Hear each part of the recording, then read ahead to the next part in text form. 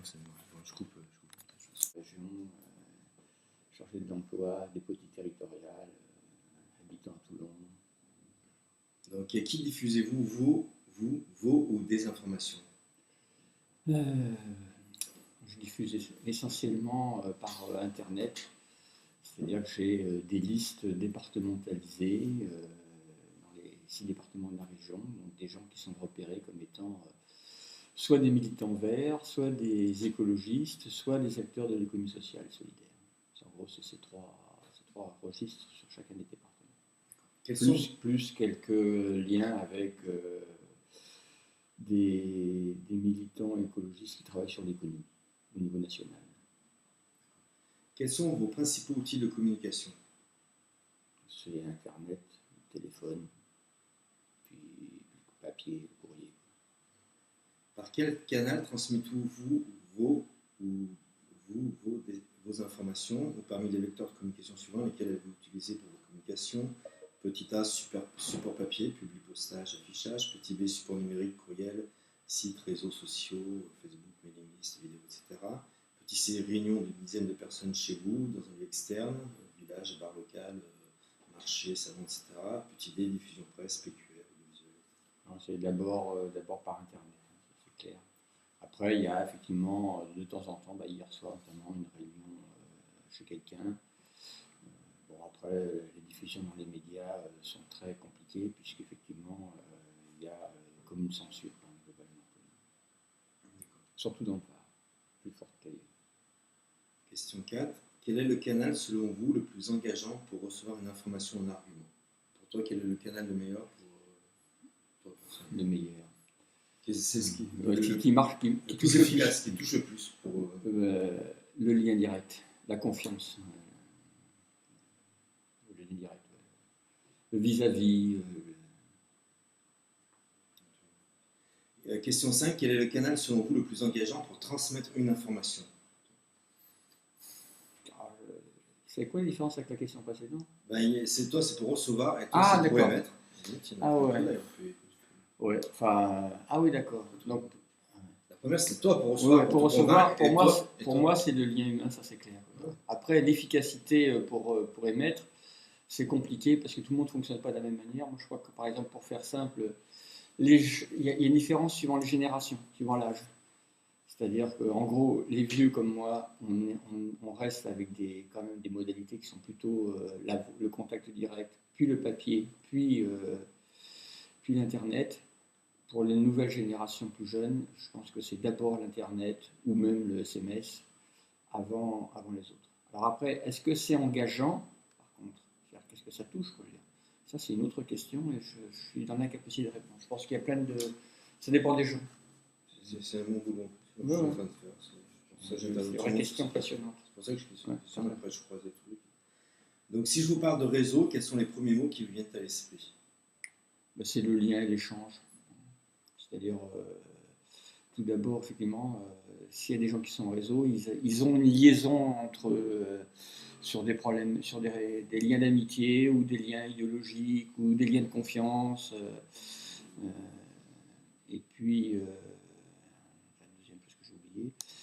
Et puis après, effectivement, c'est de la communication. C'est-à-dire que j'ai tendance quand même à penser que quand on est dans un réseau, on peut dire des choses dans le réseau qu'on ne peut pas dire à tout le monde de la même manière. Quand je dis dire, c'est dire avec tous les outils de communication. Donc, si je vous parle de réseau écologique, quels sont les premiers mots qui viennent à l'esprit? Bon, il y a l'aspect écologique au sens énergétique, etc., où effectivement on essaie d'être économe, où on vise plutôt la visioconférence que les déplacements. Mais pour l'instant, ce sont quand même d'abord plus des mots, des slogans qu'une réalité. Aujourd'hui, on pratique très peu la visioconférence. Sinon, je ne pense pas que les écologistes aient des modes de fonctionnement différents des autres. Vers quel réseau mettez-vous des messages? Familial, entrepreneurial, scolaire, universitaire, associatif, syndical, politique? Militant. Quel est le prochain message? Militant et presse, les médias.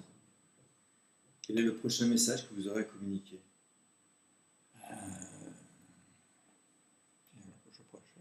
Ah oui, je peux vous dire le dernier déjà. Le dernier, c'est une réaction à la nomination d'Hubert Falco comme ministre, que je viens d'envoyer à l'instant. Le prochain sur lequel je vais essayer de travailler, ça va sûrement être cet après-midi dans un réseau sur la coopération décentralisée et l'économie sociale et solidaire. Mais là, je pense que ça se fera d'abord par voie orale, en contact physique, puis après par mail. La dernière, c'est un type de question 9. Avez-vous un message à nous communiquer? Ben, je crois que, enfin à vous communiquer, en tout cas, moi je crois que ce qui me semble important, c'est comme je disais tout à l'heure, il faut qu'on réfléchisse collectivement à l'usage des innombrables moyens de communication qu'on a. Avec deux raisons. La première raison, c'est comment rendre évidemment cette communication la plus efficace, c'est-à-dire qui touche, qui a des effets, etc. Et la deuxième, c'est comment on la maîtrise. Quand je dis ça, c'est parce que je pense qu'aujourd'hui, j'ai assisté au cours de ma vie, j'ai vécu une période où il n'y avait pas le téléphone. Maintenant, tout le monde a le téléphone, tout le monde a le portable, presque tout le monde beaucoup de personnes ont de l'Internet, des SMS, etc. Et ce qui m'effraie, c'est que je ne suis pas sûr que la qualité de la communication soit toujours pertinente. Donc je dis qu'il y a un vrai besoin de maîtrise. Moi, je suis frappé quand je reçois 5 messages Internet, par exemple, à la queue leu de la même personne, donc 5 messages différents qui ont été envoyés en un quart d'heure. Quel type de relation il existe entre l'émetteur et les récepteurs? Je me pose question. De la même manière, quand je fais une caricature, mais quand on voit quelqu'un qui prend son téléphone portable, par exemple, et qui, toutes les demi-heures, regarde quelle est la météo. Et pour moi, ce n'est pas une recherche d'information, c'est un appel au secours des gens qui sont isolés, qui sont perdus dans la société, qui font semblant d'avoir un lien, enfin qui croient avoir un lien, en faisant appel à des sites, à des données, éventuellement à des gens, en leur envoyant ou recevant des messages. Mais on n'est pas dans de la relation, dans de la vraie relation. Et ça se traduit notamment, je pense en particulier à l'Internet, avec on reçoit un message, on réagit tout de suite, on tire à vue, et on ne tourne pas sa langue dans sa bouche, on ne tourne pas sa souris sur son tapis un petit peu avant. Et c'est bien dommage, parce qu'effectivement, on a un type de réaction à flux tendu, dans l'immédiateté, dans l'urgence, et je ne suis pas sûr que les messages soient aussi urgents que ça, soient qualifiés de vraiment urgents. Je crois qu'aujourd'hui, les outils de communication sont un cache-sexe à la misère relationnelle et l'absence de lien social dans notre société. Et donc je crois qu'on a vraiment besoin aussi de réfléchir collectivement sur comment on utilise, comment on maîtrise les outils qui sont à notre disposition.